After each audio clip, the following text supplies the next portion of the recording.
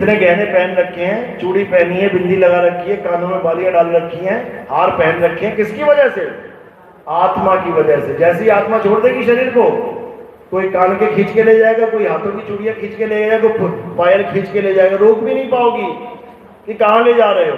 अभी तो पकड़ लोगी, हाथ, अरे मेरी बालियां ले गया खींच के, आत्मा की वजह से। तो इसलिए सबसे बड़ा ज्ञान क्या है? आत्मा का ज्ञान। आत्मा की वजह से ही तुम्हारे मुंह से ये नाम निकल रहे हैं जो तुम्हारे बाबा जी ने दिए हैं। जो तुम्हारे बाबा जी ने नाम दिए हैं वो इस आत्मा की वजह से निकल रहे हैं। हिंदू के मुंह से राम राम राम आत्मा की वजह से निकल रहा है। मुसलमान के मुंह से अल्लाहु अल्लाहु आत्मा की वजह से निकल रहा है। सिख के मुंह से वाहिगुरु वाहिगुरु आत्मा की वजह से निकल रहा है।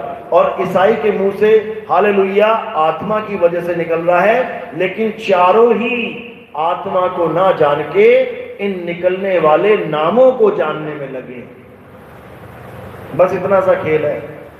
जो बोल रहा है, जिसकी वजह से बोला जा रहा है, उसको नहीं जानते, और जो बोला गया है राम, अल्लाह, वाहिगुरु, गॉड, ज्योति निरंजन ओंकार, इसके पीछे लग गए हैं सारे। इन मंत्रों के पीछे लग गए हैं सारे। यानी जो बना रहा है उसको जानते नहीं है, और जो बन रहा है उसको परमात्मा मान के बैठ गए, उसको नाम मान के बैठ गए। बस यही अज्ञान है। तो कबीर साहब इन 52 अक्षरी नामों का घोर खंडन करते हैं। क्या कहते हैं कि 52 अक्षर जीव आधारा। ये जितने नाम तुम जप रहे हो या बाबा जी नाम दे रहे हैं, ये क्यों दे रहे हैं पता है? इस जीव की वजह से। पूरी बॉडी में से अगर ये जीव गायब कर दी जाए, केवल एक चीज गायब कर दो इंसान जन्म में से, जीव, जैसे ही जीव गायब हो जाएगी वैसे ही सारे नाम गायब हो जाएंगे। और सबसे बड़ा झगड़ा नाम का ही है। तेरा गुरु छोटा, मेरा गुरु बड्डा। तेरा गुरु असली, मेरा गुरु नकली। किस कारण? नाम की वजह से। तेरे गुरु ने 5 नाम दिए, ये तो काल के हैं। मेरे गुरु ने 7 नाम दिए हैं, परमात्मा के हैं। बताओ, ये दोनों ही 52 अक्षर हैं। ये सारे अक्षर 52 अक्षर हैं। कबीर साहब इन अक्षरों का खंडन करते हैं। 52 अक्षर जीव आधारा, और आदि अक्षर जीभ्या से न्यारा। वाही को सत सिमरण कहिए, और सिमर सिमर नर उतरो पारा। कह रहे हैं असली सिमरन क्या है? परमात्मा को याद करना। और नकली क्या है? परमात्मा के नाम जपना। बस इसी को समझना है। नाम जाप छोड़ देना है और परमात्मा को याद करना है। याद, इसी को सिमरण कहते हैं। सिमरण का मतलब जाप नहीं होता। जाप का मतलब अलग है, सिमरन का मतलब अलग है। जाप का मतलब होता है किसी भी मंत्र को जपना। चाहे राम नाम को बना लो, चाहे अल्लाह नाम को बना लो, चाहे किसी का भी नाम बार बार जपो, वो जाप में आ जाता है। राम राम राम, अल्लाह अल्लाह अल्लाह, वाहिगुरु वाहिगुरु, ये जाप है। सिमरन क्या है? पंजाबी वर्ड है सिमरन। आया कहां से? संस्कृत से। संस्कृत में क्या बोलते हैं? स्मरण। आधा सा मरण, स्मरण। स्मरण का मतलब क्या होता है? याद करना, जपना नहीं, याद करना। स्मरण कहते, अरे बड़ी स्मरण शक्ति तेज है तेरी, इसकी बहुत तेज स्मरण शक्ति है, यानी इसकी याददाश्त बहुत तेज है। परमात्मा को याद करना है, नाम नहीं जपना है। जिसने नाम जप लिया उसका जन्म बर्बाद हो जाएगा 101%। और जिसने परमात्मा को याद कर लिया उसका जन्म सफल हो जाएगा 1001%। और संतों ने हमेशा सिमरन पे जोर दिया है, जप पे जोर नहीं दिया। क्या कहते हैं बाबा नानक? एक को सिमरो नानका। सिमरो यानी याद करो उसको। एक को सिमरो नानका, जो जल थल रहा समाए, और वाही को क्यों सिमरिए, जो जम्मे ते मर जाए। कबीर साहब कह रहे हैं, कह रहे राम सिमर पछताएगा मन, राम सिमर पछताएगा। जप नहीं, सिमर। यही हिंदू ग्रंथों में बोला गया। कलयुग में एक नाम आधारा, और सिमर सिमर नर उतरो पारा। सिमर सिमर, जप जप नहीं, जप तो छुड़वाना है, 52 अक्षर छुड़वाना है। गुरु ग्रंथ साहब में वाणी आती है 52 अक्षर जोरे आन, सकिया ना अक्षर एक पहचान। यानी इस इंसान ने क्या किया, पहले तो 52 अक्षर बना दिए, ये आ ई का खा गा घा स्वर और व्यंजन सारे मिला के कितने बन गए, 52 अक्षर। पहले तो खुद ही 52 अक्षर बना दिए इस जीव के कारण। उसके बाद उन्हीं 52 अक्षरों से हजारों लाखों करोड़ों नाम बना दिए। लाइन क्या बनाई, या रा ला वा शा सा हा, इस लाइन में से रा उठा लिया, रा। पा फा बा भा मा, इसमें से मां उठा लिया, आ का डंडा लगा दिया, क्या बन गया, राम। पहले 52 अक्षर बनाए, फिर उन 52 अक्षरों में से चंद अक्षर जोड़ के मंत्र बना डाले। किसी ने बना दिया वाहे गुरु, कहां से लेके आए, इसी 52 अक्षर में से। किसी ने कह दिया अल्लाहू, कहां से लेके आए, इन्हीं 52 अक्षरों में से। किसी ने कह दिया हालेलुया, कहां से लाए, इन्हीं 52, जितने भी नाम है इन्हीं 52 अक्षरों में से। तो कबीर साहब ने बोला 52 अक्षर जोरे आन, सकिया ना अक्षर एक पहचान। यानी ये इंसान 52 अक्षरों को बना बना के सारी उम्र नाम जपता बर्बाद हो गया, लेकिन उस एक अक्षर को नहीं जान पाया, जिस एक अक्षर को कोई बना नहीं सकता, बिगाड़ नहीं सकता। अक्षर का मतलब होता है अविनाशी, यानी उस आत्म तत्व को ना तो कोई बना सकता है ना बिगाड़ सकता है। आत्मा का कोई कुछ नहीं कर सकता, यही गीता में समझाया। कृष्ण जी क्या कहते हैं, हे अर्जुन, ये आत्मा अजन्मा है, ये आत्मा नित्य है, ये आत्मा शाश्वत है। नैनम छिंदन्ति शस्त्राणि नैनम दहति पावका न चैनम क्लोदन तापे ना शोचति मारुता। हे अर्जुन, इस आत्मा को ना तो कोई शस्त्र काट सकता है, ना अग्नि जला सकती है, ना वायु सुखा सकती है, ना जल भिगो सकता है। इतनी बात करने के बाद, इसके बाद भी हमें नहीं समझ में आ रहा है कि करना क्या है। जो आत्मा की महिमा गा रहे हैं कि आत्मा कोई ऐसा नहीं कर सकता, आत्मा को कोई वैसा नहीं कर सकता, जो खुद आत्मा की महिमा गा रहे हैं, हम उसके शरीर की पूजा कर रहे हैं। सोचो, वो आत्मा की महिमा गा रहे हैं जिसे शस्त्र छेद नहीं सकता, और हम किसकी पूजा कर रहे हैं, जिसके पैर में तीर लग गया। कृष्ण जी के पैर में तीर लगा था कि नहीं? और कृष्ण जी महिमा किसकी गा रहे हैं, जिसको शस्त्र छू नहीं सकता, जिसको अग्नि जला नहीं सकती, जिसे वायु सुखा नहीं सकती, वो उसकी महिमा गा रहे हैं। और हम शरीरों की पूजा करने में लगे हैं, बिल्कुल उल्टा काम। कृष्ण जी ने एक जगह भी नहीं कहा कि शरीरों की पूजा करो, वो तो बार बार समझाते रहे। अध्याय 2 पढ़ो, क्या लिखा है, हे अर्जुन, तू और मैं और ये समस्त राजा महाराजा, हम सब शरीर नहीं हैं। शरीर तो हमने धारण कर लिए, किसी ने आदमी का, किसी ने औरत का, किसी ने बच्चे का, किसी ने जवान का, किसी ने बूढ़े का। इस वक्त सारे ऐसे बैठे हुए हैं धारण करके, और ये शरीर सबके नाशवान है, लेकिन आत्मा सबकी अविनाशी है। उसी आत्मा को जानना हमारा धर्म है। अध्याय 3 17वां श्लोक क्या कहते हैं, हे अर्जुन, जो अपनी आत्मा में रमण करते हैं, जो अपनी आत्मा में तृप्त हैं, जो अपनी आत्मा में संतुष्ट हैं, उनके लिए कोई धार्मिक कर्म कर्तव्य लागू ही नहीं होता।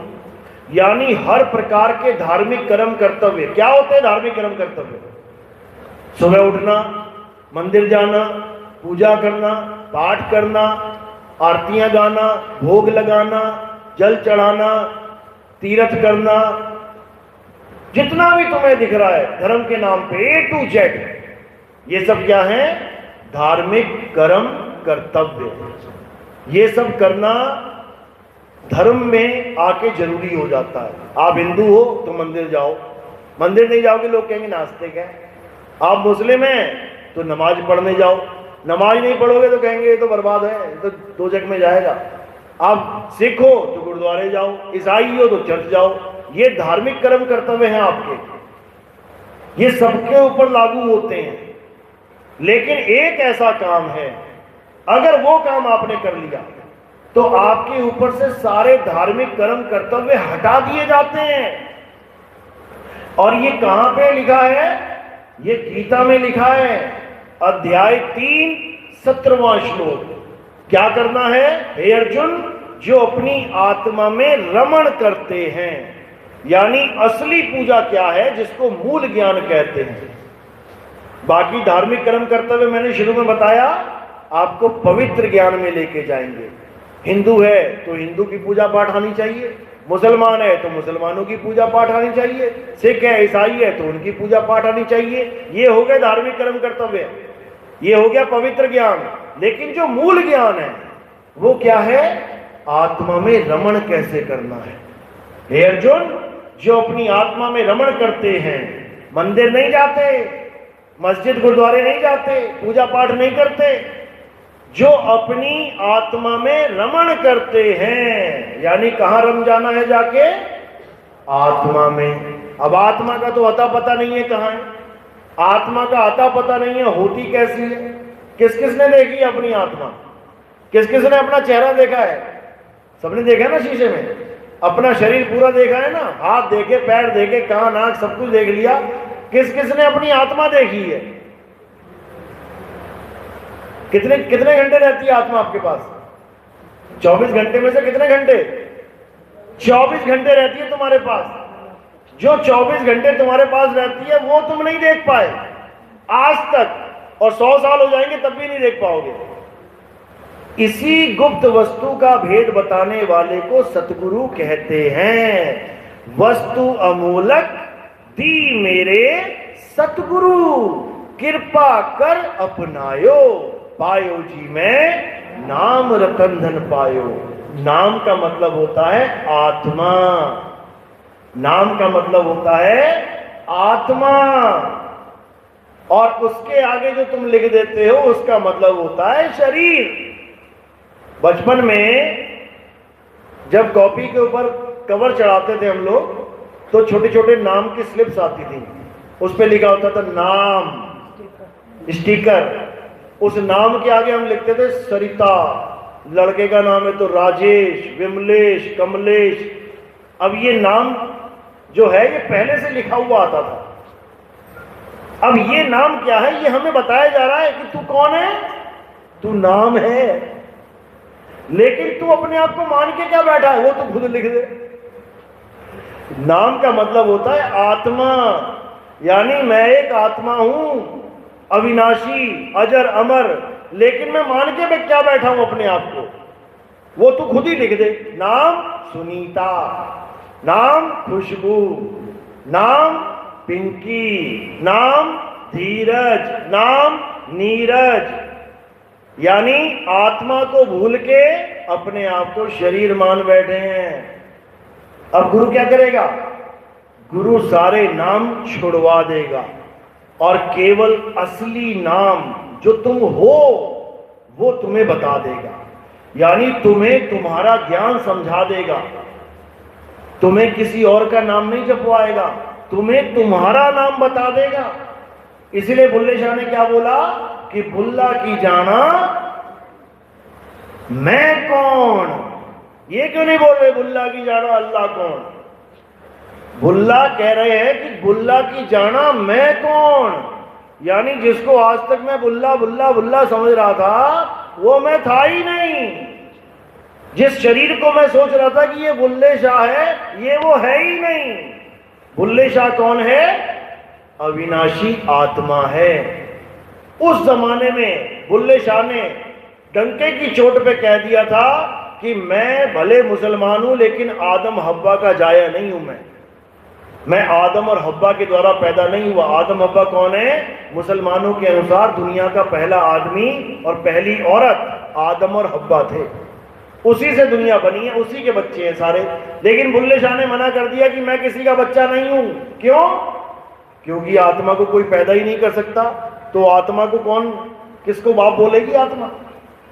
तो कहते हैं ना मैं भेद मजबदा पाया, ना मैं अपना नाम तराया, ना मैं आदम हब्बा जाया, बुल्ला शाह खड़ा है कौन? बुल्ला की जाना मैं कौन। यानी मेरा गुरु ऐसा मिल गया मुझे जिसने मुझे यह बता दिया कि बुल्ला तू है कौन, मुझे मेरे स्वरूप का ज्ञान दे दिया। और जब मुझे मेरे स्वरूप का ज्ञान हो गया तो मुझे समझ में आ गया कि मैं एक आत्मा हूं। यही कबीर साहब समझा रहे हैं, यही नानक साहब समझा रहे हैं। नानक साहब भी क्या कह रहे हैं, क्या कह रहे हैं, कह रहे कहे नानक ये तेरी वड्याई, कोई नाम न जाने मेरा। गुरुद्वारे में रोज चलती है वाणी, कोई नाम न जाने मेरा, कोई नाम न जाने मेरा। जबकि सब नाम जानते भी उनका कि नानक जी हैं। नानक तो शरीर का नाम है, आत्मा का नाम क्या है वो केवल भेदी सतगुरु जानता है। तो कबीर साहब यही समझा रहे हैं कि इससे पहले कि मौत आ जाए तुम अपने आप को जान जाओ कि तुम कौन हो।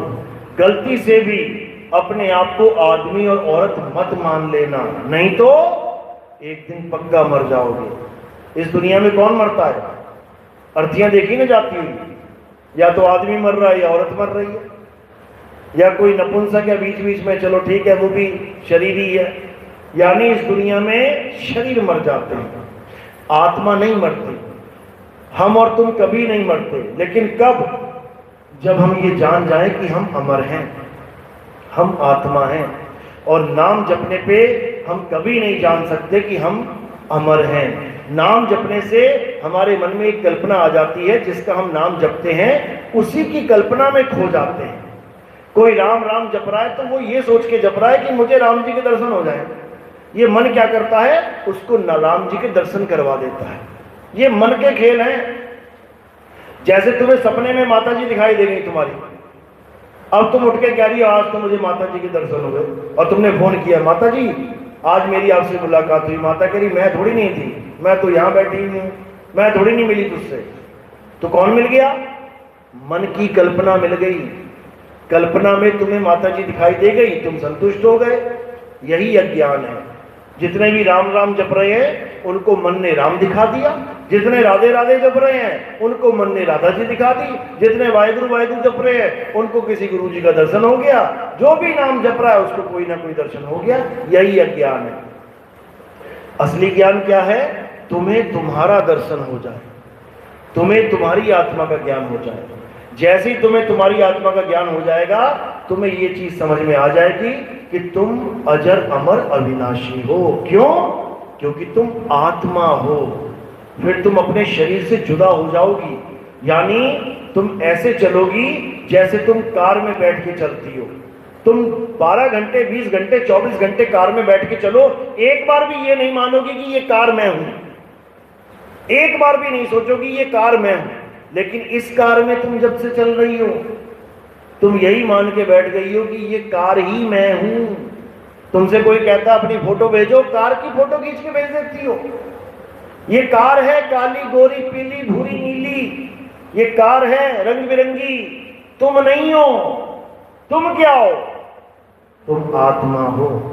तो कबीर साहब हमें अपना स्वरूप बताने आते हैं। अपने स्वरूप को जानो, अपनी आत्मा को पहचानो और आत्मज्ञानी हो जाओ। एक बार आत्मा का ज्ञान हो जाने पर तुम अजर अमर अविनाशी हो जाओगे। तुम्हें कोई मार नहीं सकता। गोली भी मारेगा ना तो शरीर को लगेगी, शरीर ढेरी हो जाएगा और तुम अमर हो।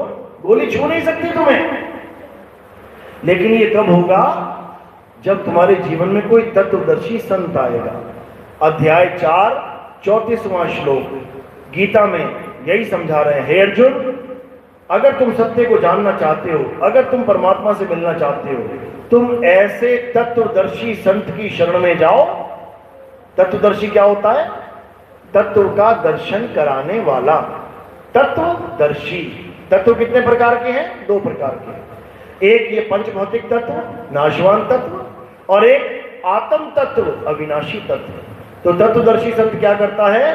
पंच भौतिक तत्वों को छुड़वा देता है, यानी तुम्हें शरीर नहीं रहने देता और तुम्हें आत्म तत्व से जोड़ देता है, यानी तुम्हें तुम्हारा स्वरूप का ज्ञान दे देता है। उसके बाद जब तुम अपने आत्म तत्व में आ जाते हो तो तुम अजर अमर अविनाशी हो जाते हो। इसीलिए कबीर साहब समझा रहे हैं कि अमर करूं सतलोक पठाऊं, ताते बंदी छोड़ कहां। यानी एक बार अगर तुम आत्मा तत्व को जान गए, उसके बाद तुम्हारी कभी मृत्यु नहीं होती, तुम अमर हो जाते हो। और हमारा जीवन का मकसद यही है कि जन्म मरण से रहित हो जाए, जन्म मरण से हमारा पीछा छूट जाए। तो इसे जानने के लिए हमें यह जानना पड़ता है कि जन्म मरण का रोग लगा किसे है, जन्मता मरता है कौन। हम नहीं जन्मते मरते, जन्मता मरता कौन है? शरीर। तो शरीर खत्म तो जन्म मरण का रोग खत्म। बस इतना सा ज्ञान है, समझ में आ जाए तो अच्छी बात है, नहीं तो आगे जन्मों जन्म है। पहले कुत्ता बिल्ली बन लेना अच्छे से, उसके बाद फिर एक बार इंसान जन्म मिलेगा, समझ में आ गए तो अच्छी बात है, नहीं तो फिर कुत्ता बिल्ली बन लेना। बनना पड़ेगा, ऐसा नहीं कि नहीं बनना पड़ेगा। अभी तुम कितना ही कह लो मैं तो वेजिटेरियन हूं, और जब छिपकली बना देगा ना वो, फिर कीड़े ढूंढती फिरोगी दीवार पे, हैं वो है, खाने पड़ेंगे, क्या करें। शेर बना देगा तो खाना पड़ेगा, नॉनवेज दिन रात, फिर नहीं कहोगे मैं वेजिटेरियन शेर हूं। अभी तो कह सकती हो मैं वेजिटेरियन औरत हूं, अभी कह सकती हो। लेकिन ये सर्कल, ये चक्र ऐसा है कि इसमें किसी का बस नहीं चलता। 12 बजने के बाद फिर 1 बज जाता है, घड़ी में देखना 1 2 3 4 5 6 करते करते 12 तक पहुंचे, 12 के बाद फिर 1 शुरू हो गया। इसी प्रकार 84 लाख जन्मों का चक्कर खत्म करके एक इंसान जन्म पे पहुंच चुके हैं हम। ये हमारा जो जन्म है 84 लाख के बाद बिल्कुल लास्ट पौड़ी है। इस पौड़ी के बाद सीधी छत है। अगर छत पे नहीं चढ़ पाए तो इस पौड़ी से गिरेंगे, पता नहीं कहां जाके गिरेंगे। मक्खी, मच्छर, खटमल, घोड़ा, घड़ियाल, पता नहीं क्या क्या बनना पड़ेगा, बनना ही पड़ेगा। जैसे अभी इंसान बन के आ गए हो, तुमसे पूछ के नहीं बनाया गया क्या बनना चाहती हो? मैं लड़की बनना चाहती हूँ, मैं लड़का बनना चाहता हूँ। जो किस्मत में है, जो जैसे कर्म है, ऐसी शरीर देह मिल जाएगा। तो इसके बाद लक्ष्य 84 है। लक्ष्य 84 से बचने के लिए केवल गुरु का नाम है, असली नाम, सच्चा नाम, गुरु का ज्ञान है। उसके अलावा कोई रास्ता नहीं बचने का। मेरी बात समझ में आ रही है या वैसे ही हवा में जा रही है ऊपर ऊपर? किस किस के समझ में आ रही है? हाथ खड़ा करो जरा। वैसे तो सारे समझदार हैं, एक बार हाथ खड़ा करो जिसको आ रही है केवल। बहुत अच्छी बात है, बहुत बढ़िया। क्योंकि जब तक समझ में नहीं आई ये सत्संग सुनना बेकार है। लेकिन एक बार में समझ में नहीं आती है। ठीक है, शुरुआत में कुछ समझ में आ गया, लेकिन और आगे समझने के लिए आपको क्या करना पड़ेगा? हमारे सत्संग आते हैं YouTube चैनल पे, आप टाइप करोगे कहत कबीर सुनो भाई साधु नितिन दास। कहत कबीर सुनो भाई साधु तो बड़ी फेमस है, सबको पता ही है, हर भजन में आता है कहत कबीर सुनो भाई साधु। आगे मेरा नाम लिख दोगे नितिन दास तो 2 चैनल आ जाएंगे वहां पे, आप उनको सब्सक्राइब कर लेना, सुनना शुरू करना। धीरे धीरे धीरे आपको एक एक बात समझ में आने लग जाएगी कि इस जीवन में अगर हम आए हैं तो क्यों आए हैं, भक्ति करनी है तो क्यों करनी है, नाम लेना है तो क्यों लेना है, और किस गुरु से नाम लेना है, कौन सा नाम छोड़ना है, कौन सा नाम पकड़ना है, सब समझ में आने लग जाएगा। पक्षपात किए बिना आपने ज्ञान सुनना है। ये नहीं समझना कि मैं पहले राधा स्वामी थी, मैं पहले धन सदगुरु की थी, मैं पहले निरंकारी थी। परमात्मा एक है और वो सबका है। कोई हिंदू, मुस्लिम, सिख, ईसाई बना है तो केवल शरीरों को बदल के बना है। पगड़ी लगा ली, दाढ़ी बढ़ा ली, सरदार जी बन गए। सिर मुंडवा लिया, मूछ मुंडवा ली, दाढ़ी रख ली, मुसलमान बन गए। गले में क्रॉस पहन लिया, ईसाई बन गए। यानी जो भी किया शरीर के साथ किया, बदलाव किया, शरीर का बदलाव किया। आत्मा ना उसकी चोटी काट सकते हो, ना उसकी दाढ़ी मुंडवा सकते हो, ना उसको भगवा पहना सकते हो, क्योंकि आत्मा इन चीजों से परे है। आत्मा आपकी वही रहेगी, चाहे आप एक ही जन्म में 6 धर्मों में चले जाना, पहले हिंदू बन जाना, फिर मुसलमान बन जाना, फिर सिख बन जाना, ईसाई बन जाना, फिर जैन में चले जाना, बुद्धिस्ट हो जाना, आत्मा आपकी वही रहेगी। शरीर बदलते रहेंगे, कपड़े बदलते रहेंगे, वेशभूषा बदलती रहेगी। तो क्या करना है? जो कभी नहीं बदल रही है उसको जान लेना है, बस वहीं पे काम बन जाएगा। चलो, तो आज का सत्संग यही समाप्त करते हैं। बोलिए परमपिता परमात्मा की सदा ही जय हो। साहिबन की सतनाम। और परमात्मा से अरदास करेंगे कि आज जो सत्संग हुआ है वो जरूर जरूर जरूर हर जीव को समझ में आए, भले एक लाइन ही समझ में आए, क्योंकि शुरुआत जीरो से ही होती है, एक से होती है, लेकिन जब तक इसका अंत नहीं मिल गया तब तक कल्याण किसी का होने वाला नहीं है। इसलिए शुरुआत करो अंत तक पहुंचने के लिए। तो अब आरती का समय है। हमारे यहाँ सत्संग के बाद आरती होती है। आरती कैसे होती है समझ लो। हमारे यहाँ किसी कैलेंडर की, फोटो की, किसी जड़ मूर्ति की आरती नहीं होती। जड़ मूर्ति में और इंसान में क्या फर्क है? इंसान के पास आत्मा है और मूर्ति के पास आत्मा नहीं है। मूर्ति के आगे तुम 100 साल बैठे रहो, कहो मुझे ज्ञान दे दो महाराज, वो ज्ञान देने वाली नहीं है। एक गुरु के आगे बैठ के आप 5 मिनट बैठोगे और कहोगे मुझे कुछ ज्ञान दे दो, वो आपको कुछ ना कुछ ज्ञान पकड़ा देगा। तो ज्ञान देना ये किसके बस की बात है? आत्म तत्व के बस की बात है। अगर इंसान में आत्मा ना हो तो वो एक मूर्ति के समान ही जड़ है। यानी एक लाश के आगे बैठ जाओ और कहो मुझे ज्ञान दे दो, वो नहीं दे सकता। क्यों? क्योंकि आत्मा है ही नहीं। तो आत्मा ही ज्ञान देती है। हमारे यहाँ आत्मा की पूजा होती है। हमारे यहाँ संतों को शरीर नहीं माना जाता, शरीर तो नाशवान है। हमारे यहाँ संतों को आत्मा माना जाता है। इसलिए कहा जाता है संत हमारी आत्मा, हम संतन के जीव और संतन हम में रम रहे, जीव माखन में घी। जैसे मक्खन में घी नहीं दिखाई देता वैसे ही इंसान में आत्मा नहीं दिखाई देती, लेकिन है, तभी तो ज्ञान दे रहा है। तो हमारे यहाँ जीवित गुरु की यानी आत्म देव की आरती होती है। कैसे होती है? अभी आरती चलेगी, सब खड़े हो जाएंगे। उसके बाद ये थोड़े से फूल उठाने हैं आपने और मेरे सिर के ऊपर रख देने हैं। यहाँ पे सिर के ऊपर क्यों रखे, पैरों में क्यों नहीं रखे? क्योंकि जो शरीर है, नाशवान शरीर, ये पैर के अंगूठे से लेके कहां तक है? सिर की चोटी तक। जहां तक फूल रखे हैं उसके नीचे क्या दिख रहा है? नाशवान शरीर। तो हमने क्या किया? हमने इन फूलों को नाशवान शरीर से परे रख दिया। जब हम इसको परे कर देते हैं तो ये किसको समर्पित हो जाता है? आत्म देव को समर्पित हो जाता है।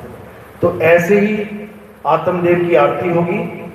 और कोई प्रचार प्रसार में योगदान करना चाहेगा तो वो केवल चरणों में सेवा रखनी है। उस प्रचार प्रसार के योगदान से हम क्या करते हैं? हमारा प्रोग्राम टीवी में भी आता है। आप सुबह सुबह टीवी खोलेंगे तो आपको साधना टीवी और ईश्वर टीवी, आप 7 बजे बैठ जाना, 6:45 पे आपको वहां पे बहुत सारे बाबा लोग दिखाई देंगे। सुबह से चालू हो जाते हैं, वैसे तो दिन भर चलते हैं 24 घंटे, रात में भी देखोगे ना तब भी बैठा होगा कोई ना कोई, और यही समझा रहा होगा आपको कि परमात्मा को पाना है तो नाम जपो, नाम जपो, नाम जपो। 1-1 घंटा, 2-2 घंटा, 3-3 घंटा प्रोग्राम चलेगा और नाम जपने पे पूरा जोर लगा देंगे। जैसे ही वो बाबा लोग जाएंगे ये बोल के कि नाम जपो, नाम जपो, नाम जपो, इतने में मैं आ जाऊंगा और मैं क्या बोलूंगा वहां पे? परमात्मा को पाना है तो नाम छोड़ो, नाम छोड़ो, नाम छोड़ो। जब इतनी बात कोई सुनता है तो उसके कान खड़े हो जाते हैं, कहते क्या बात कर रहे हो? सारे बाबा कह रहे हैं नाम जपो, ये बाबा कह रहा है नाम छोड़ो। अरे नाम जपाने वाले लाखों पंथ चल रहे हैं, नाम छुड़ाने वाला भी पंथ चल रहा है। तो मन में खलबली मच जाती है, ऐसा कैसे हो सकता है? तो क्या होता है? नीचे मेरा नंबर होता है, वहीं पे मैंने स्क्रीन पे अपने नंबर दे रखे हैं। उसी वक्त लोग फोन करते हैं कि बाबा जी आप कह रहे हो कि नाम छोड़ो, नाम छोड़ो, तो फिर करना क्या है? अब इतनी बात वो जो पूछ रहा है करना क्या है, उसके लिए हम उसको YouTube चैनल से जोड़ देते हैं कि तुम्हारे मोबाइल में YouTube आता है, उसमें हमारे नाम से सत्संग खोजो, मिल जाएंगे। तो इतनी सी बात बताने के लिए हमें लाखों रुपए देने पड़ते हैं टीवी चैनल वालों को। तो ये कहां से आते हैं? ये आप लोग की सेवा से आते हैं। हमने कोई आश्रम नहीं बनाया और ना ही जीवन भर हमने कोई आश्रम बनाना है, क्योंकि हमारे जीवन का मकसद आश्रम बनाना है ही नहीं। कबीर साहब कहते हैं रहना नहीं देश बेगाना है। आप जब मकान बनाते हो तो किसकी जमीन पे बनाते हो? पड़ोसियों की। आपके मकान हैं किसकी जमीन पे बने हैं? अपनी जमीन पे ना। लोग हमें कहते हैं आपका आश्रम कहाँ है? अरे जब मेरी जमीन ही नहीं है तो मेरा आश्रम कहां से होगा? ये जमीन हमारी है ही नहीं, रहना नहीं देश बेगाना है, ये धरती कागज की पुड़िया, बूंद पड़े घुल जाना है, ये संसार झाड़ी और झाखड़, उलझ पुलझ मर जाना है। और कहें कबीर सुनो भाई साधो, सतगुरु नाम ठिकाना है। हमारा आश्रम कहाँ है? सतगुरु के नाम में हमारा आश्रम है, वही हमारा ठिकाना है। यहां पर थोड़े नहीं जन्मना और मर जाना है। जिन्होंने आश्रम बनाए हैं उनकी जान आश्रमों में अटकी पड़ी होती है। उन्हीं लोगों को जहर खिला खिला के आश्रम हड़प लिए जाते हैं। समझो, गुरु को चेला विष देवे, जो गांठी हो दाम, और पुत्र पिता को मारता, ये माया का काम। अभी देखना, अभी सब बाबा जी बूढ़े हो गए हैं। जैसे ही बाबा जी निकलेंगे बूढ़े बूढ़े, उसके बाद देखना कैसे लाठियां चलेगी। किसके लिए? आश्रमों के लिए।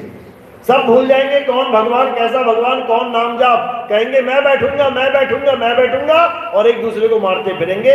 हार के सरकार आएगी, बीच में ताला लगा के चली जाएगी। होता ही है। इसलिए ना होगा बांस और ना बजेगी बांसुरी। इसलिए हमने कोई आश्रम बनाया ही नहीं है। आज यहाँ बैठे तो ये हमारा आश्रम है, कल जहां बैठेंगे तो वो हमारा आश्रम है। हमारा काम जीवों को यहाँ से ले जाना है, जीवों को यहाँ अटकाना नहीं है। बोलिए सतगुरु बंदी छोड़ कबीर साहिब की सदा जय हो। साहिब बंदी सतनाम। आरती लगा लो।